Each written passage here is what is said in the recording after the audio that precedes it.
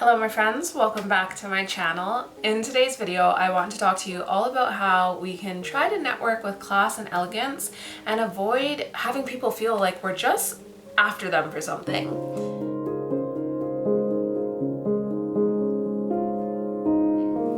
If you're new here, hello, my name is Nicole. I've been on a bit of a level up journey and I've been sharing my progress with you on a weekly basis.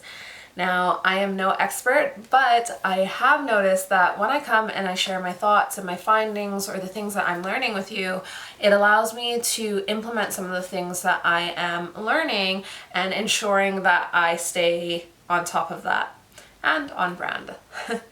So with that, I thought I would talk to you about some of the things that I've learned recently in regards to networking in a more elegant and classy way. So one of the things that I've really had to focus in on is, where am I networking? Like, what location? What country? Who's gonna be there? What activities are we doing?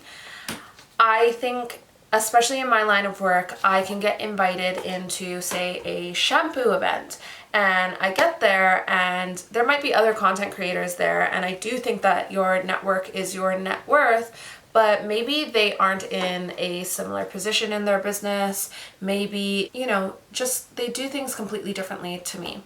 Now that can be a great thing because I think that it can allow you to expand outside of your network. However, I do think that it is important to do your research on maybe some of the people that might be at this event to ensure that it is the best use of your time. I'm somebody that I'm always running out of time, so it is so important for me to understand where it is that I'm going, if it's going to serve me, and who's going to be there, because then I can make a more educated risk assessment on if it's the best use of my time.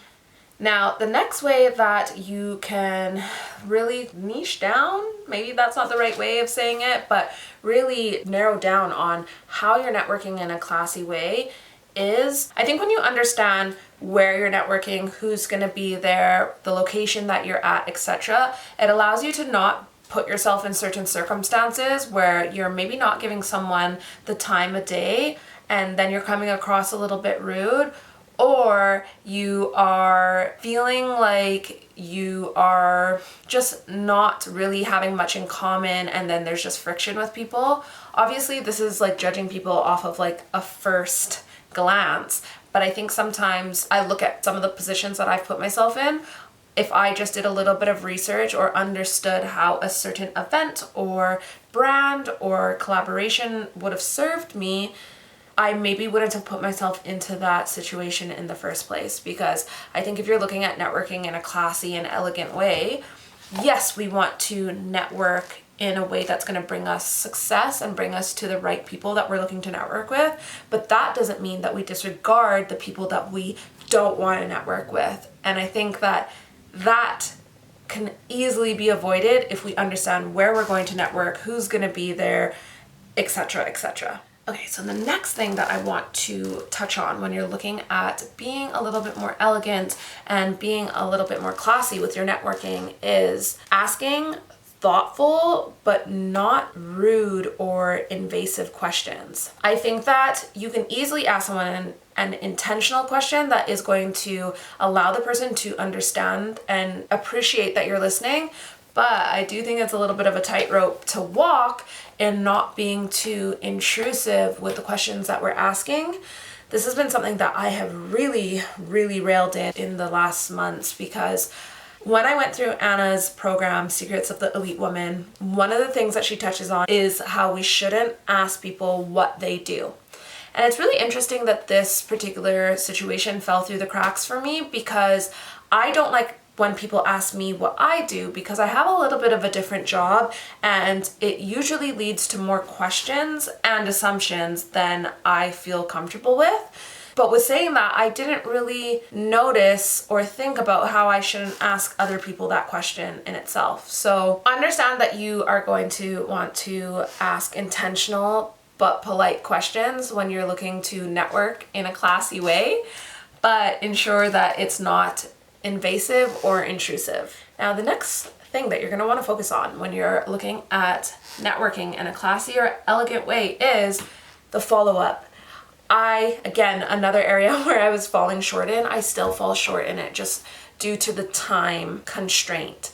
But following up is so incredibly important, especially if you're looking to nurture a relationship.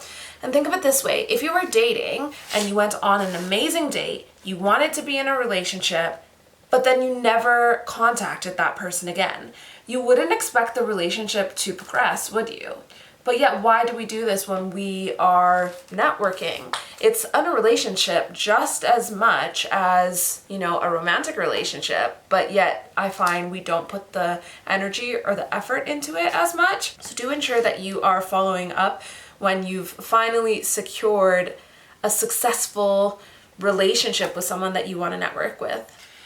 Now, with saying that, I think half of the battle when someone is looking to follow up with someone is if they don't have something to follow up with.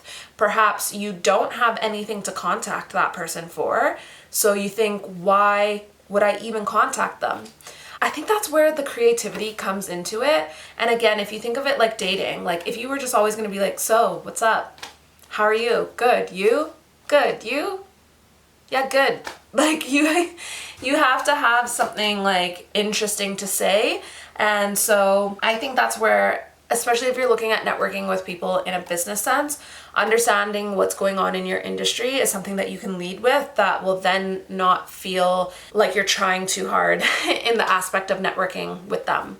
Now, maybe it's not a business circumstance. I know for me personally, moving to a new country where I don't know anybody else, I've had to network with people just for friendship. And I think sometimes finding that common denominator that allowed you and this person to have a conversation can be the thing that you follow up with. And usually when you follow up with that, say you connected with someone over your love of designer bags. When you follow up, maybe there's a new Dior bag that's coming out and you can ask this person, oh, did you see the new Dior bag that's coming out? What are your thoughts on it? It will then lead to further conversation that you can use in your follow-up the next time you follow up with them. Does that make sense? Now, the next thing that I want to touch on, especially if you are wanting to network in a classy and elegant way, but in the business sense, is researching who is in the room. I know I kind of touched on this previously in the first point, but you can research who is in the room, oh my gosh, in so many circumstances now. Previously, one of my friends, Lois, taught me this, is that if you're going to an event and say there's an event on Facebook or there's an event on LinkedIn, you can see all the people who have RSVP'd to that event, and then you can go look them up and learn a little bit about them beforehand. Or you can send them a message after the event and say, hey, I saw that you were at this event. What did you think about it? Or you can message them before the event and tell them that, you're going to the same event. And then when you get to that event, you will at least have a point of reference with them. And then you can just go over and start talking with them. So I love that tip. Now, you might be thinking, maybe you aren't in a position or a position in business where you're at a networking event. Maybe you are a beauty blogger and you're doing a lot of Zoom events. Well, you can see the names of the people that are on the Zoom. Start looking them up on Instagram. I mean, you can even do this, honestly, with so many examples these days. Yoga classes even. See if you can find them online and start chatting that way, or sending them a direct message when you're still on the Zoom. I think that's, honestly, 2021 wrapped up right there. Anyways, my friends, that is it for this quick video. How do you go about networking in a classy way? I would love to hear your thoughts, your opinions, your comments in the comment section down below. And if you have any recommendations of how we network in a classy way, I would love to hear that too. Thank you so much for watching. I hope to see you in the next video. Bye.